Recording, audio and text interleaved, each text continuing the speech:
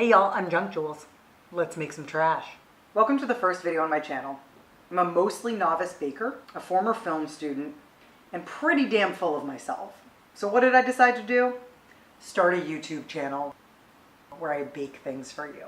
So on this channel, we're gonna be taking classic pastries and taking classic nostalgic American junk foods and integrating them into those pastry recipes. So what we're doing today is taking the new Hazelnut Spread M&Ms and putting them into some hazelnut chocolate macarons. Not macaroons, I'm Jewish, I know what macaroons are. So I'm gonna do my best today. I've made them a couple times in my life. It's probably been like 3 or 4 years since I did it last. And they were like, maybe like a B- effort last time. Let's get started. All right, so what I'm gonna start with is a big mixing bowl. And what I've done so far is sifted the almond flour or almond meal and the hazelnut flour. Hazelnut flour is super expensive and I don't have the time, energy, or money to go to some fancy ass store and pay like $25 for a small bag. So what I instead did was got some plain old raw hazelnuts from Kroger, put them in a food processor for way too long, sifted them 4 or 5 times, measured it, sifted again, and we have 60 grams of hazelnut flour. I'll spare you the video because listening to someone use a food processor on YouTube is pretty damn obnoxious. So I'm going to take the hazelnut flour, the 60 grams, pour it into the bowl here. And I also have 60 grams of almond meal. I just bought at Trader Joe's. And then I have 100 grams of confectioner's or powdered sugar. And just whisk it up so it's all mixed pretty well. Because now comes the fun part, which is also going to sound really great on camera, which is beating egg whites. Oh, hello. Oh, hello. I think he needs to eat. Oh. And this is my stupid dog, Flapjack. Say hi. Hi, Flapjack. Are you? Okay. He eats everything. Try to crack it with one hand and separate the egg white at the same time. Can I do it? Oh my God. Like I said, I'm a little too confident. Take your really, really fancy, super expensive wedding present KitchenAid, because we all have one, right? Totally, okay, we can relate. I'm glad that we're vibing. I'm gonna put the egg whites into that stand mixer. Get rid of that bowl. My husband does the dishes. He will take care of that later. Thank you, Pete. All right, so we're getting a little like bubbly look. So I'm putting a 1/4 teaspoon of cream of tartar. Don't ask me what it is, I don't know. I just know it helps egg whites stabilize. All right, so that's a soft peak. See that? It's not falling off the whisk, but it's not gonna like stand upright if we hold this up. So what I'm gonna do now is take just plain old granulated sugar, about a 1/4 cup, slowly, like about a tablespoon at a time, add it while we're beating the egg whites until it gets to be hard peak. So hard peaks are when we can like take the whisk out, hold it upright, kind of like a blizzard, but the reverse, and the peaks will stay up.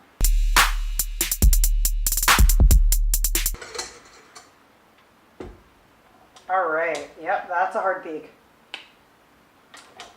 So next we're going to combine the dry and wet ingredients, which is where most people mess up. Take that dry mixture of the flours and slowly add it, adding like a 1/3 into the meringue egg white thing, and like really, really gently folding it in. You know, you just fold it on. What you really want to make sure you do here is go slow and not like further beat the egg whites because you'll take all the air out of them.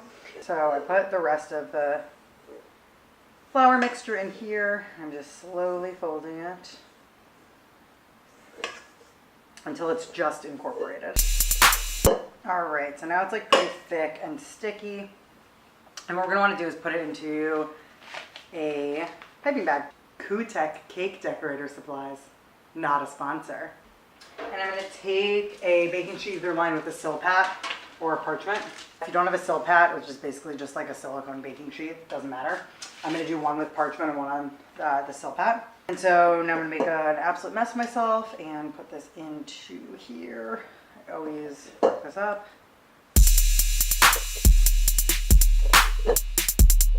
Okay. And so now I'm gonna pipe these like a silver dollar, if you've seen those. How old am I? A silver dollar size. I give them about like an inch and a half in between.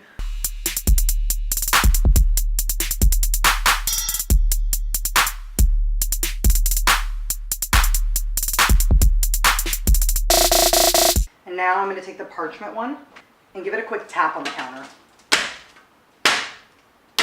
And what's important about the tap is it gets some of the air bubbles out of the macarons. Getting the air bubbles out of the macarons is important so they don't crack when you bake them and then look like a hot mess.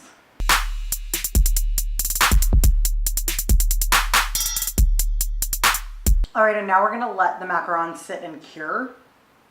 I guess it's really just like drying out the tops of them for like 15 to 30 minutes. All right, we'll see you in like 15. Now with that leftover hazelnut meal, you're gonna make hazelnut butter to fill the macarons. Cut to really loud noises on camera that you don't want to listen to. Don't actually burn out the motor on your food processor, but get like to the edge, get like really close. All right, so now it looks like chunky nut butter. That's fun to say, chunky nut butter. And then next I'm gonna make the ganache. So ganache is pretty simple. You take like milk or cream and pour it over chocolate while it's hot so it melts the chocolate. And then you're pretty much set. So what I went ahead and did was chopped up some dark chocolate. I got one of those like huge pound plus bars from Trader Joe's. You can basically use any kind of chocolate you like, it doesn't really matter. And because I'm lazy, I'm just gonna take whole milk and heat it up in the microwave. BRB.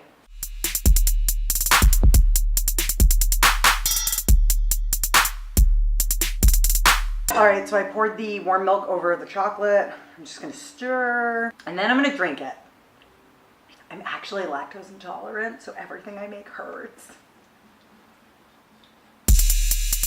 So during that brief hiatus, it was about 20, 25 minutes, I don't know, give or take a few, I decided to preheat the oven to 300 and I finished off the chocolate ganache. So all I did was take that melted chocolate and milk, whip some room temperature butter, a little bit of powdered sugar, and that hazelnut butter we made into kind of a frosting and popped it in the fridge. In the meantime, I'm gonna get these in the oven.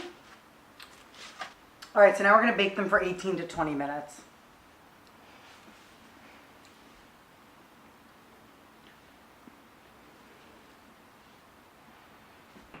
Ta-da! 18 minutes later, our macarons are done. The macarons have a good shape. They have those feet at the edge. And now because it's like 8:30 and I've been ignoring my family all day, I'm gonna wait to fill these until tomorrow. So you'll see another lighting change and an outfit change. See you then. Day 2, here we go. So you'll find that I'm never going to lie to you. Baking usually takes a long, long time. And so this is pretty realistic, right? Also what's realistic is my dog is back. Flapjack! You Flapjack?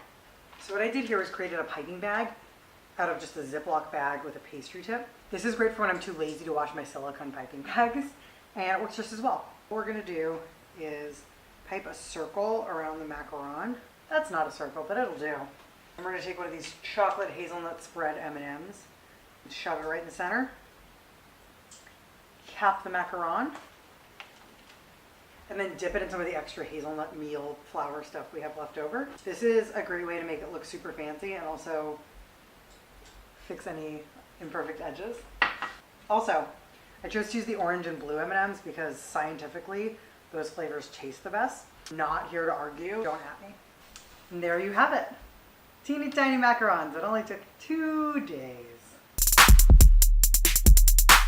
Actually, this recipe is pretty good for beginners. You just have to be super, super patient. Thanks for watching my channel. Now go make some trash.